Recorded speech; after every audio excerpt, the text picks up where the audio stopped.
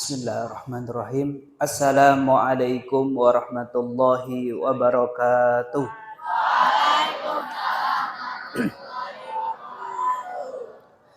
Alhamdulillah Ar-Rahman Ar-Rahim. Wassalatu wassalamu ala Sayyidina Muhammad wa ala alihi wa ashabihi wa tabi'ina lahum bi ihsanin ila yaumiddin. Allahumma inna nas'aluka mahabbata habibika Sayyidina Muhammad. Allahumma ya Rabbana surna yaumal qiyamati ma'a habibika Sayyidina Muhammad.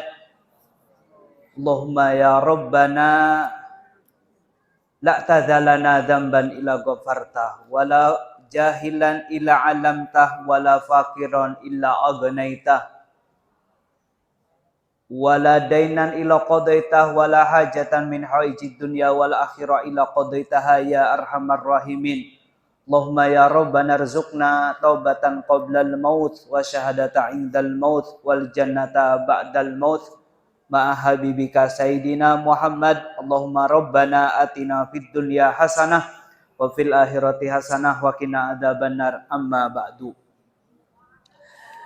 Yang kita hormati, yang kita muliakan, Ibu Kepala Sekolah beserta para guru yang lainnya, para pembimbing kita semua, dan yang kami banggakan para siswa-siswi SMP 12. Alhamdulillah pada pagi hari ini kita bisa kumpul di tempat ini, di tempat mulia, dalam acara mulia memperingati lahirnya orang mulia, pemimpinnya orang mulia, Nabi Muhammad sallallahu alaihi wasallam. Ketahuilah para siswa-siswi semuanya, acara peringatan Maulid Nabi yang diadakan para pecinta-pecintanya adalah agar mereka itu semakin hari semakin cinta sama Nabi Muhammad. Kalau difirmankan oleh Allah Subhanahu wa taala, "Qul in kuntum tuhibbunallaha fattabi'uni yuhibbukumullah." Kata Allah dalam Al-Qur'an, "Qul," katakan hai Muhammad, "in kuntum," jika kalian semua tuhibbunallaha, mencintai Allah, fattabi'uni, maka ikuti aku, yuhibbukumullah, maka Allah akan cinta. Yang pengen dapat cinta Allah ternyata pintunya lewat Nabi Muhammad. Di situ dikatakan ikuti aku, mengikuti Nabi Muhammad itu memang adalah salah satu tanda cinta. Akan tetapi ruhnya daripada mengikuti adalah adanya kecintaan dengan Nabi. Orang yang ikut belum tentu cinta. Akan tetapi orang yang cinta pasti ikut. Dan cinta itu adalah adanya di dalam hati yang menggerakkan anggota tubuhnya untuk mengikuti yang dicintainya. Maka mari, saat ini, detik ini yang kita cari di sini apa sih? Panasnya matahari, bukan itu yang kita cari. Makanan, bukan itu yang kita cari. Yang kita cari adalah bagaimana kita itu semakin hari semakin mencintai Nabi. Dan dengan mencintai Nabi lah kita akan selamat di dunia dan di akhirat. Orang kalau sudah cinta sama Nabi bakal selamat. Bakal selamat. Yang hina jadi mulia kalau dia pecinta Nabi. Cuma permasalahannya banyak orang, kata guru kami, banyak orang merayakan Maulid Nabi, akan tetapi mereka mengaku cinta, mereka bukan menganggap bahwasanya dia sudah cinta dengan Nabi. Belum cinta. Mereka ngaku cinta padahal mereka belum cinta dengan Nabi. Maka saat ini, detik ini, mari di zaman era milenial ini kita cintai Nabi. Siapapun kita. Dan ketahuilah para hadirin semuanya, yang meruntuhkan pemusuh besar Nabi Muhammad yang bernama Abu Jahal adalah seorang pemuda yang sangat mencintai Nabi Muhammad sallallahu alaihi wasallam. Siapa dia? Yaitu Abdullah bin Mas'ud. Abdullah bin Mas'ud itu orangnya pendek, lebih tinggi dari pedangnya. Akan tetapi Abdullah bin Mas'ud karena kecintaan dengan Nabi, bahkan cita-citanya adalah bagaimana aku ini bisa membunuh orang yang sangat membenci dengan Nabi, memusuhi Nabi yang bernama Abu Jahal. Itulah cita-citanya. Dikisahkan, suatu ketika akan terjadi perang Badar. Ketika mau terjadi perang Badar, Abu Jahal sudah tahu Abu Jahal itu bakal mati di perang Badar. Sudah tahu dia, karena apa? Kata Nabi Muhammad, yang bakal mati di perang Badar salah satunya adalah Abu Jahal. Abu Jahal ini terus dikompor-kompori oleh teman-temannya. Masa gak berani, akhirnya maju juga Abu Jahal di perang Badar. Padahal bakal mati di perang Badar. Tetapi yang melumpuhkan Abu Jahal adalah seorang pemuda yang sangat pendek yang bernama Abdullah bin Mas'ud. Abdullah bin Mas'ud dengan pendeknya, lebih tinggi dari pedangnya. Dalam riwayat kurang lebih tingginya adalah 60 cm. Tapi kecintaannya dengan Nabi memundurkan Abu Jahal. Didampingi dengan orang yang sangat pendek juga. Dua pendamping pemuda pun sangat pendek. Tapi semuanya adalah punya kecintaan dengan Nabi. Apa yang terjadi? Dua pemuda ini berkata kepada pamannya Abdullah bin Mas'ud, "Wahai paman, tahu nggak yang bernama Abu Jahal?" Kata anak yang dampingi Abdullah bin Mas'ud, "Tahu." "Paman, nanti tolong kasih tahu. Kalau ketemu Abu Jahal, kasih tahu saya. Saya pengen membunuh Abu Jahal. Tapi tolong jangan kasih tahu saudaraku yang ada di sebelah situ." Kata yang sebelah sininya, "Paman, tolong kasih tahu siapakah Abu Jahal. Ini mana orangnya yang bernama Abu Jahal? Kasih tahu." Akhirnya benar. Ketika perang terjadi, Abdullah bin Mas'ud memberitahu itu yang bernama Abu Jahal menunggangi kuda yang sangat kuat, sangat bagus. Akhirnya dua pemuda ini meluncur dengan cepat seperti anak panah memukul Abu Jahal, akan tetapi karena kondisinya yang pendek, yang dipukul bukanlah Abu Jahal orangnya, tapi yang dipukul adalah kudanya. Kudanya dipukul sampai kudanya pun terjatuh, dan ketika setelah terjatuh, giliran Abdullah bin Mas'ud ingin membunuh Abu Jahal dengan pedangnya. Dan ketika dibunuh dengan pedangnya, karena pedangnya tumpul, akhirnya kata Abu Jahal, "Wahai pengembala kambing yang hina, kalau kau ingin membunuh aku yang bernama Abu Jahal, jangan pakai pedangmu, karena pedangmu sudah tumpul, pakailah pedangku. Tapi sebelum kau ingin membunuh aku," kata Abu Jahal, "sampaikan kepada Nabi Muhammad. Lihat ini pesannya Abu Jahal, mau mati masih ingin jadi musuhnya Nabi Muhammad. Pesannya adalah, kepalaku, aku ingin menjadi musuhnya Nabi Muhammad di dunia dan di akhirat." Masih mau mati pengen menjadi musuhnya Nabi Muhammad. Yang kedua pesanku adalah, kepalaku besar. Maknanya apa? Aku ini orang sombong, orang gagah pokoknya. Akhirnya dipenggallah Abu Jahal dan matilah Abu Jahal di tangannya Abdullah bin Mas'ud. Di tangannya seorang pemuda, Abdullah bin Mas'ud mati.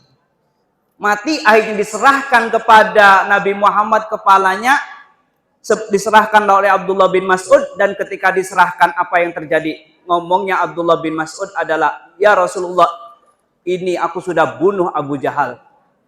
Kata Nabi Muhammad, "Terima kasih. Akan tetapi ada pesan." "Pesannya apa?" katanya. Kata Nabi Muhammad, "Pesan yang pertama, Abu Jahal ingin menjadi musuhmu di dunia dan di akhirat." Kata Nabi Muhammad, "Allahu Akbar, Fir'auni akbar min Fir'auni Musa." Kalau Fir'aunnya Nabi Musa ketika tenggelam di sungai masih ngomong aku taubat wahai Nabi Musa, akan tetapi Fir'aunnya Nabi Muhammad mau mati pengen menjadi musuhnya. Yang kedua adalah apa? Aku kepalaku besar. Artinya apa? Ketika mau mati pun Abu Jahal masih dalam keadaan sombong. Akan tetapi dari kisah ini yang perlu kita pahami apa? Itu para pecinta Nabi Muhammad itu ternyata mereka itu yang berhasil memusnahkan orang-orang hebat adalah yaitu apa? Pemuda. Sehingga musuh-musuh Allah dari masa ke masa bagaimana meracuni para pemuda untuk jauh dari Nabi Muhammad. Sehingga apa? Ngerti, kalau musuh Allah pengen memerangi Islam melalui senjata, mereka gak akan mampu. Belanda keluar dari Indonesia, tetap mereka pun apa? Dengan senjata yang luar biasa tetap mereka hengkang dari bumi pertiwi. Akan tetapi mereka punya kekuatan, mengandalkan kekuatannya Allah Subhanahu wa taala. Maka wahai para siswa ini, ingat, jadilah pecinta Nabi. Jadilah orang yang senantiasa di hatinya ada kecintaan dengan Nabi. Dan wahai para wanita, jadilah orang yang ngerti kemuliaan di dalam Islam. Islam itu sangat memuliakan perempuan. Islam sangat memuliakan perempuan, tapi di barat sana perempuan dihinakan. Sehingga yang mereka usahakan adalah bagaimana orang Islam mengikuti budaya barat, cara rambutnya pengen gaya itu semuanya, padahal mereka mulia karena dua. Yang pertama cantik, yang kedua kaya. Kalau nggak cantik, nggak kaya, perempuan di barat sana dihinakan. Maka di dalam Islam perempuan sangat dimuliakan. Dan laki-laki yang hebat adalah laki-laki yang bisa memuliakan perempuan. Dan perempuan yang hebat adalah perempuan yang ngerti kemuliaannya. Maka mari, detik ini saat ini, mari kita menjadi orang yang sangat mencintai dengan Nabi. Dan ingat, kaidah cinta adalah ikut. Akan tetapi orang ikut belum tentu cinta. Orang yang bekerja di Toserba, itu kalau disuruh bosnya pasti ikut. Pasti ikut, disuruh ke kiri ikut, disuruh ke kanan ikut, disuruh ke depan ikut, ke belakang ikut. Akan tetapi apakah orang yang kerja di Toserba cinta dengan bosnya? Jawabannya belum tentu. Kenapa belum tentu?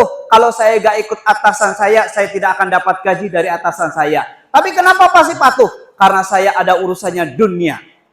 Akan tetapi orang yang cinta dengan di dalam hatinya akan mengikuti orang yang dicintainya. Contoh, kata guru kami. Contoh, orang yang cinta sama pemain bola, orang yang cinta sama pemain bola jam 3 pagi harusnya digunakan bangun malam, sholat tahajud, sholat hajat, sholat istikharah. Yang dilakukan apa? Tetap bangun jam 3. Sampai beli kaosnya pemain bola. Nomornya pun sama. Menit tendangan golnya pun dia ikuti. Kenapa dia ikuti? Karena dia cinta dengan pemain bola.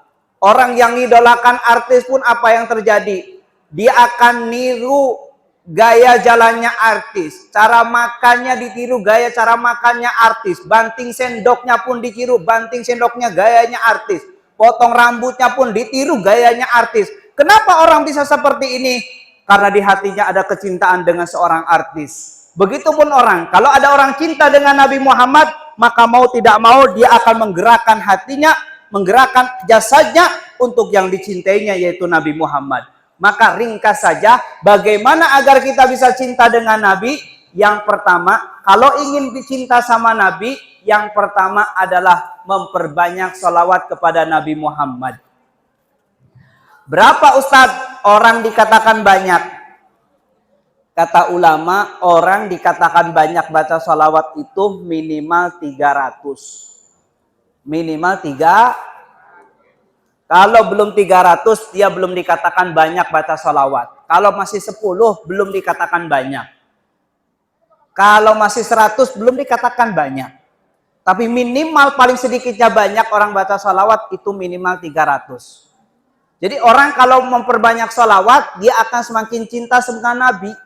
Pun demikian orang kalau banyak sholawat, dia akan dapat sholawatnya Allah. Sholawatnya Allah itu apa? Walladzi yusalli alaikum wa malaikatuhu liyukhrijakum minadz zulumati ilan nur. Allah dan para malaikat bersolawat mengeluarkan dari kegelapan menuju cahaya. Yang bodoh diberi kecerdasan oleh Allah Subhanahu wa taala dengan sebab dia banyak sholawat. Yang sempit rizki dilapangkan rizkinya dengan sebab dia memperbanyak sholawat. Jadi kuncinya kalau pengen cinta sama Nabi, banyakin baca sholawat. Wong orang yang mohon maaf, cinta yang salah. Orang pacaran kan cinta yang salah.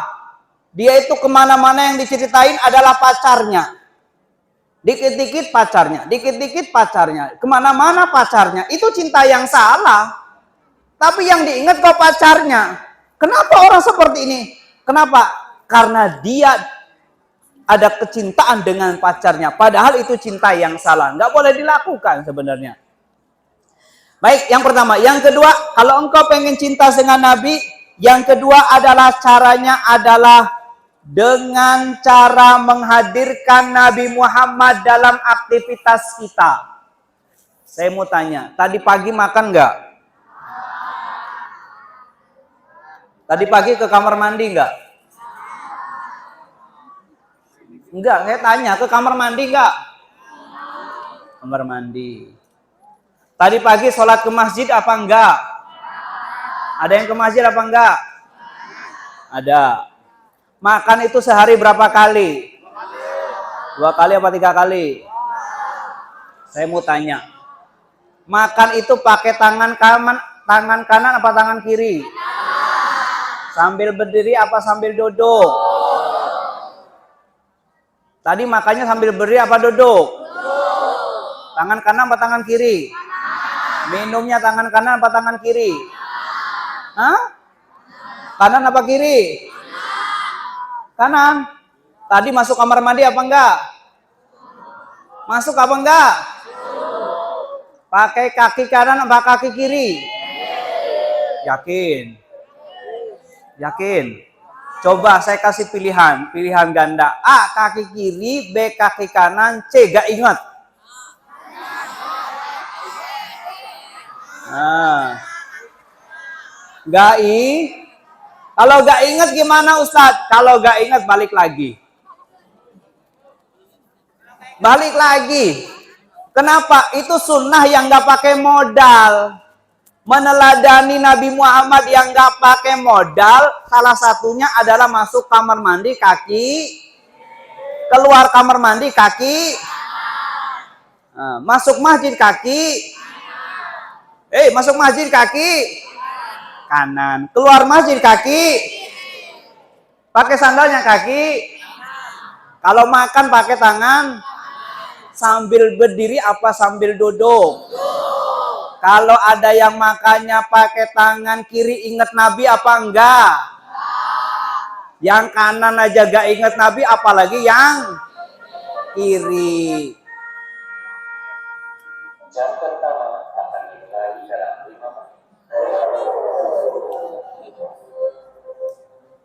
Nah, iklan dulu. Udah panas ya? Udah ya, doa aja. Siap panas-panasan nggak? Saya tanya dulu, makan tuh pakai tangan kanan atau tangan kiri? Nanti kalau ada temennya pakai tangan kiri, ingetin. Tapi ingetinnya jangan ganti pakai tangan bagus, jangan gitu bahasanya. Nah, temannya orang ngomong teman kemana? Misalkan namanya Ahmad. Ahmad, kalau makan pakai tangan kanan, sunnahnya Nabi Muhammad. Biasanya orang kalau ngingetin, yang makannya pakai tangan kiri, diingetin gini, ganti pakai tangan bagus. Emang tangan kiri jelek nggak? Tangan kiri saya jelek apa enggak? Tangan kalian kirinya jelek apa bagus? Bagus kan? Tangan kanan bagus nggak? Ya udah, ingetinnya gini aja. Kalau makan pakai tangan kanan, itu sunnahnya Nabi Muhammad. Kalau jalan, itu sunnahnya itu jalan tuh kakinya diangkat seperti orang turun dari gunung. Kalau turun dari gunung, kalau kakinya nggak diangkat, itu keder. Ya, jadi kalau jalan tuh kakinya diangkat. Ya, baik. Kata guru kami, yuk mulailah sunnah Nabi, ngikuti Nabi dari yang ringan dulu sebelum yang besar. Tidak ada angka 10 kecuali berangkat dari angka 0, 1, 2 dan seterusnya. Begitupun orang kalau pengen mengikuti Nabi, meneladani Nabi, maka mulailah dari yang ringan dulu sebelum yang besar. Jadi yang kedua, hadirkan Nabi Muhammad di saat kita aktivitas. Jadi kalau makan ingat ini sunnahnya Nabi Muhammad dan seterusnya. Yang ketiga, orang kalau pengen cinta sama Nabi, yang ketiga adalah baca sejarahnya Nabi. Saya mau tanya, Nabi Muhammad lahirnya tanggal berapa? Halo, Nabi Muhammad lahirnya tanggal berapa? 12 Rabiul. Tahunnya tahun apa? Ibunya Nabi Muhammad siapa? Siti Aminah. Bapaknya siapa? Kakeknya siapa? Abdul Muthalib. Abdul Muthalib Abu Thalib. Muhammad bin Abdullah. Ada yang hafal nggak? Nanti PR ya, tanya ke guru agamanya ya, atau ke guru matematika. Baik, saya mau tanya. Nabi Muhammad punya putra berapa?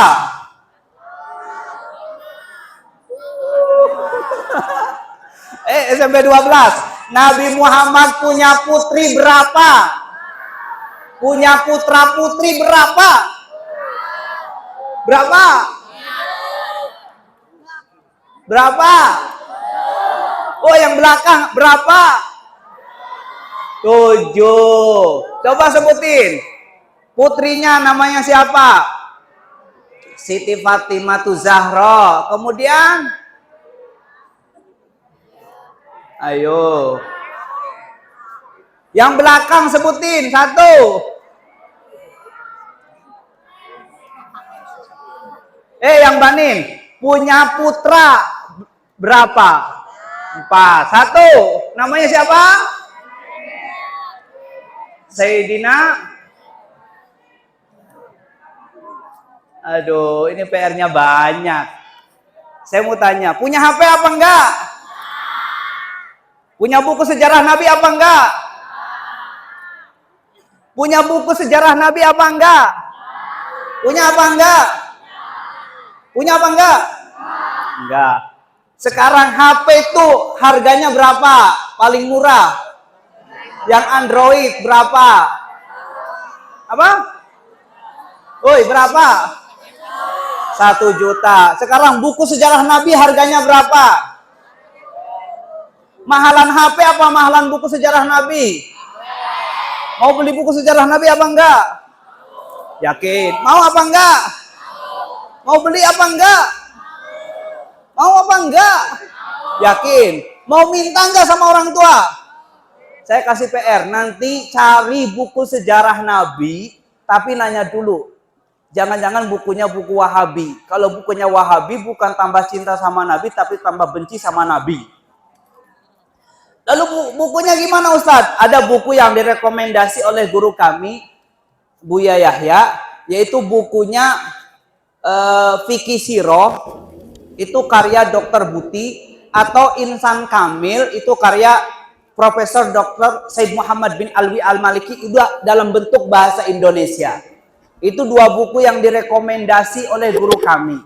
Nah, kalau pengen lengkap karena orang Indonesia kadang-kadang pada malas baca, kata guru kami ngomong gini, orang Indonesia itu kadang-kadang malas baca. Buktinya apa? Dikasih undangan masih nanya jam berapa hari apa.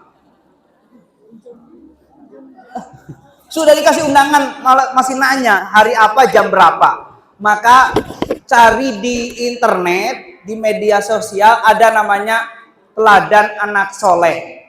Teladan Anak Soleh, di situ ada sejarah Nabi Muhammad, mulai dari Nabi Muhammad lahir sampai Nabi Muhammad meninggal dunia. Di situ ada Teladan Anak Soleh, ya. Dengerin ceramah-ceramahnya, nanti di situ akan bercerita tentang bagaimana sejarah Nabi Muhammad, lahirnya Nabi Muhammad dan seterusnya. Baik, ya. Jadi yang ketiga, kalau pengen cinta sama Nabi, yang ketiga adalah baca sejarah Nabi. Karena kalau orang ini tak kenal maka tak sayang.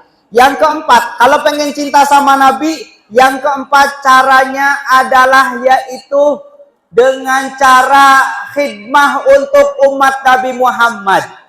Jadi kalau kita nolong orang tua, pahami orang tua adalah umatnya Nabi Muhammad. Kalau kita nolong teman, pahami teman kita adalah umat Nabi Muhammad.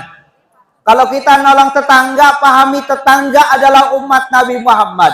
Kalau kita baik sama guru, pahami guru kita adalah umat Nabi Muhammad. Pun demikian kita akan menjadi orang yang apa? Orang yang semakin cinta sama Nabi. Kemudian yang terakhir, kalau pengen cinta sama Nabi, yang terakhir adalah berdoa. Yang doanya adalah, ya Allah, tambahkan kecintaanku kepada Nabi Muhammad kalau sudah ada cinta. Kalau belum ada cinta, ya Allah berikan kecintaanku kepada Nabi Muhammad.